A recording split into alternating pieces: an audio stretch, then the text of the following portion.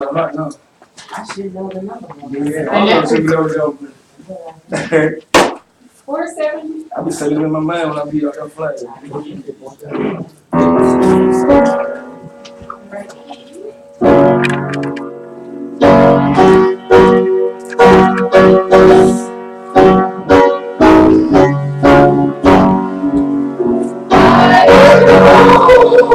Sorry, I say for glory, nothing one for family, just a promise like me. I heard about it for me, God's precious blood for me. When I bring them to the most one know victory. Oh, victory of Jesus, my Savior forever. He sought me and taught me with His grace alone. With the day I knew Him, all around was victory, we go and so far. This feeling, but it's around I've been meant to walk again and cross the blood to see.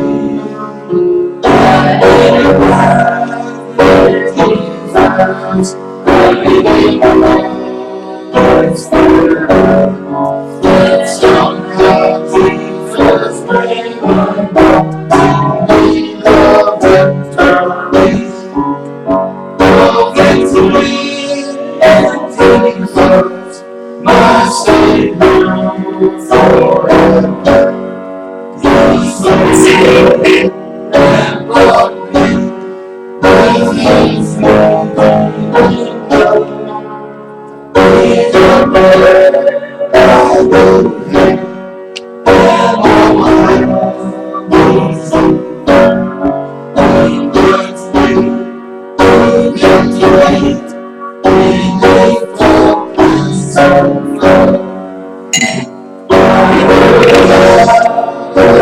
Money gives you a refund for eligible purchases that weren't showing as described. So if it's not what you ordered,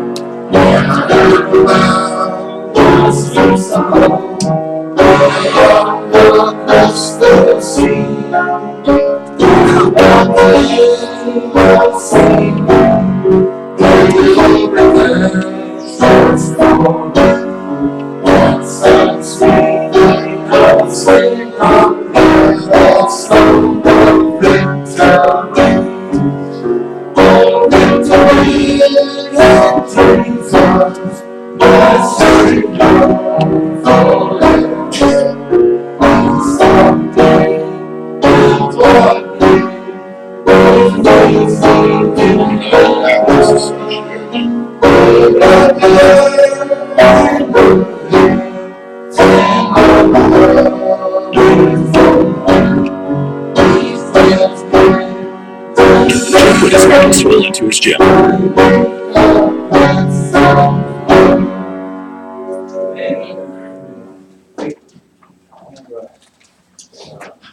Y'all got another one you want to do? Oh, no, let's see. You might have picked one. Yeah, that's a movie, so let me pick one. What's that song called? Y'all pick a good one. We on video. Video? Oh, no. Move.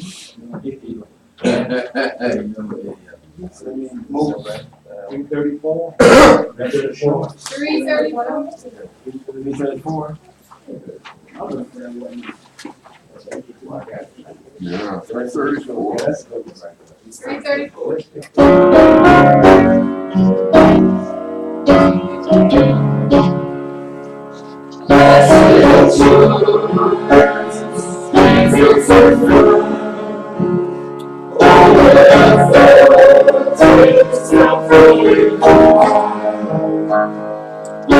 So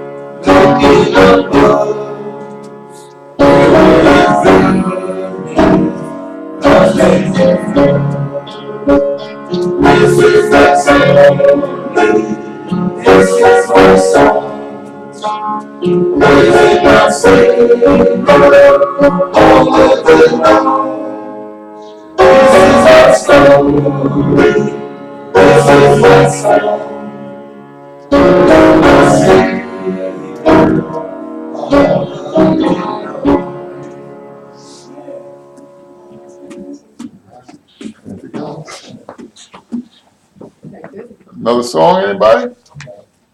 Well, man, the podium's yours. One more song, perhaps? Okay. How about, I'll tell you why. okay, Because Russ was supposed to preach today. He's the pastor at Park Road. he's coming in. See him. I'm the associate person there. I do missions and family life at the church. And, you know, I was sitting with my wife last night and I said, I wonder if I should send Russ a text and remind him that we have Hope Chapel in the morning. We talked about it on Tuesday. We had a staff meeting and we talked about it. And he was going to be here and he was going to preach.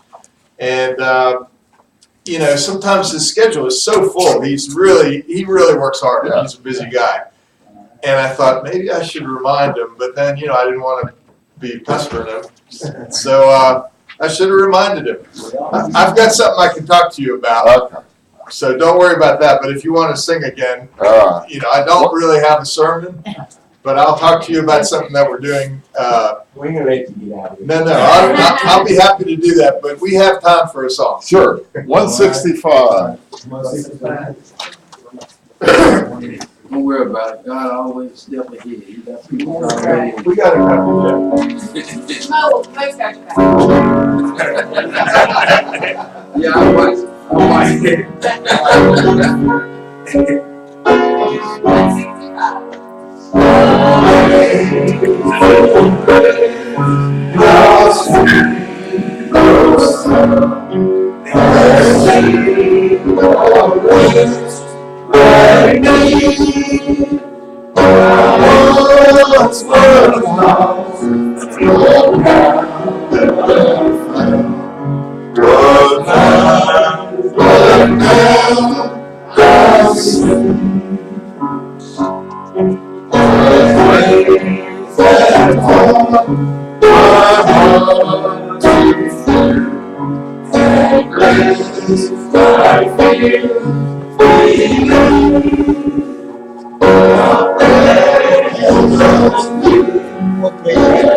165.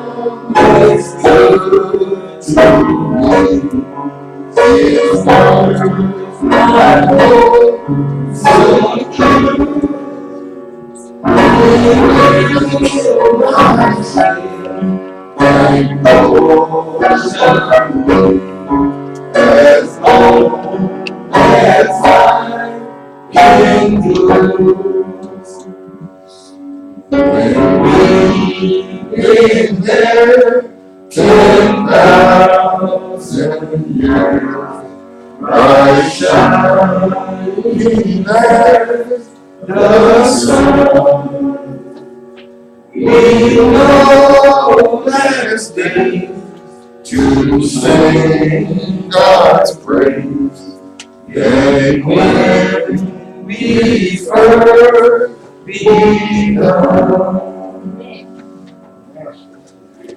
All right, thank you very much. Yeah, as I said, my name is Dan McClintock. I'm at Park Road Baptist. I've been there for about 3 years, going on 4 now. And before that, I did campus ministry.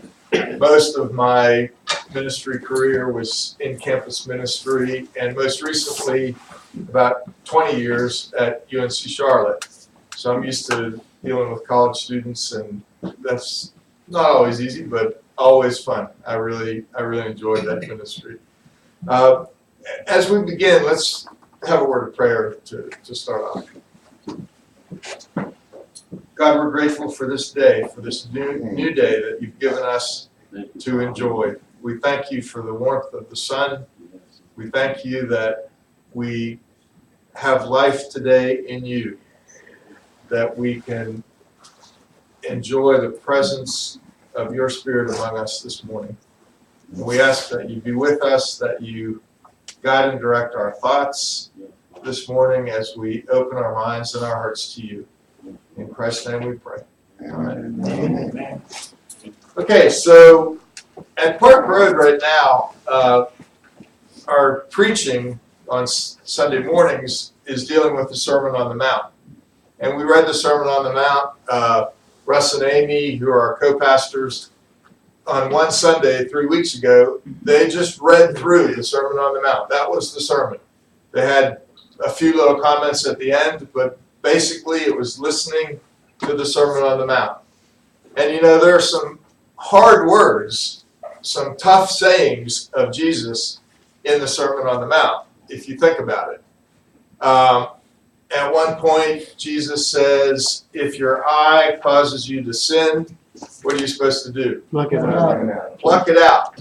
Or if your hand causes you to sin, what are you supposed to do? Cut it off. Cut it off.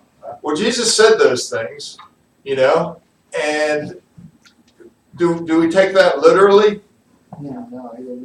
I don't think we do, because if we took that literally, I think we'd see a lot of one-eyed Christians and a lot of one-armed Christians, right? If we really took that literally.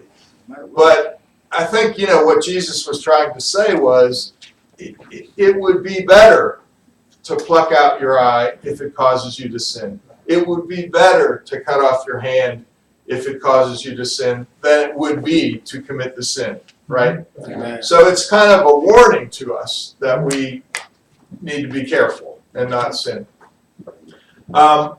We, on Wednesday nights, I'm doing a Bible study now with a small group, 10 or 12 people.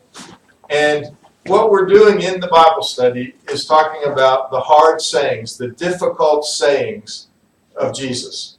And we're trying to figure out how to understand those sayings. And one of the ones, I'll just talk to you about the one we